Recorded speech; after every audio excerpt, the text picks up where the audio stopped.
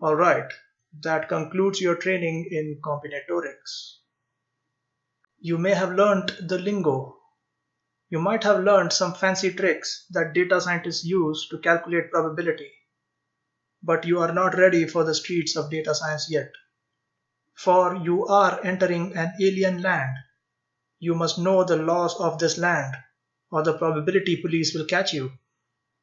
If you want to survive this harsh world, you must learn the probability laws. You have previously learned that probability is a function. It takes an event as an input and gives a number between 0 and 1.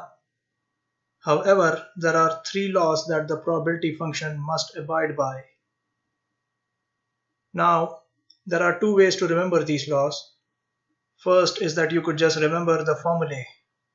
But I know not all of you like remembering formulae. Some of you like pictures. So I'm going to show you how you can remember these laws using a familiar tool, the Venn diagram. The first law is called the Complementation Law.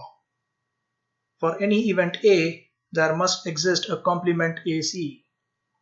Remember, an event is a subset of the sample space omega. So all elements of omega that do not belong to A belong to the complement. If I represent the sample space as a rectangle in the Venn diagram, sometimes also called the universe, and then the event as a circle inside it, all the space outside the circle is the complement of the event. As you can see, the event and the complement together cover the entire sample space. We know that the probability of the entire sample space is 1. So the formula is P of AC is equal to 1 minus P of A. The second law is called the addition law. When you have 2 events A and B, both are subsets of omega. Now we are interested in another event described as either A or B happening. Basically, the elements of this subset would be the elements of set A and set B combined. It is also called the union of A and B. Another event of interest is both A and B happening together. The elements of this subset are just the elements of omega that are common to both A and B. This is called the intersection of A and B. In the Venn diagram, if I draw circles for events A and B, the total area of both A and B is called the union, whereas the overlapping area is called the intersection. The addition law states P of A union B equals P of A plus P of B minus P of A intersection B. If you look at the Venn diagram closely, when you add the probability of A and probability of B, you are adding the intersection area twice. So you must subtract it once in order to avoid double counting. If there is no overlap between the circles A and B, then they are called disjoint events, and P of A intersection B equals 0.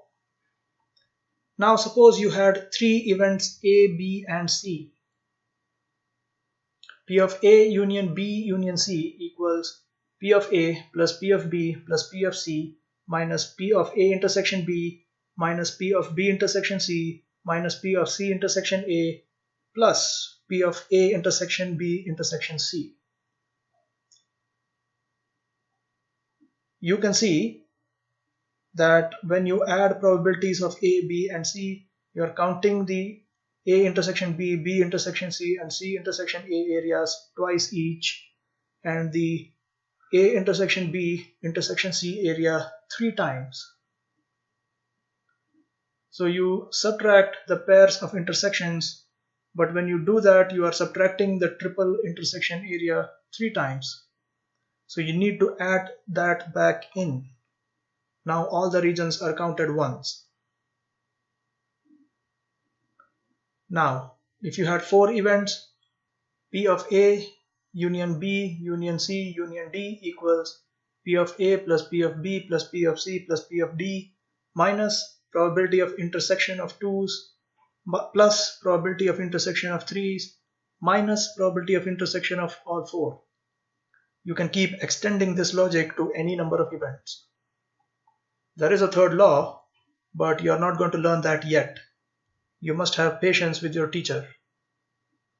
There is some other knowledge that you need to master before you can learn the third law of probability. First, let's solve a problem. Suppose in a class of 50 students, 30 students study either mathematics or English. 10 are taking both English and mathematics, and 15 are taking English. What is the probability that a randomly selected student is taking mathematics? So P of M union E equals 30 by 50, which is 0.6. P of M and E equals 10 by 50 equals 0.2. And P of E equals 15 by 50, which is 0.3. So from the formula, 0.6 equals P of M plus 0.3 minus 0.2, which gives P of M equals 0.5. Apart from the laws, the probability function also has a couple of properties. So let me ask you a question. Suppose we know a person named, let's say, Sitaram. Sitaram supports worker unions. He reads Marx and Engels. Lenin is his favorite historical leader. He is always organizing and participating in protests. What is more likely? A. Sitaram is a bank employee, or B. Sitaram is a bank employee who votes for the Communist Party. Take 10 seconds to think about it. I'm going to wait.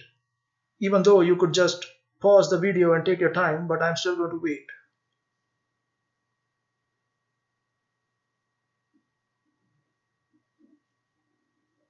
I bet you're thinking that the answer is B. Maybe because of all the information that I've given you, you think it is more likely that Sitaram is a bank employee who votes for the Communist Party. Now let's look at the Venn diagram. Here is a set of all the bank employees, and here is a set of all bank employees who vote Communist Party.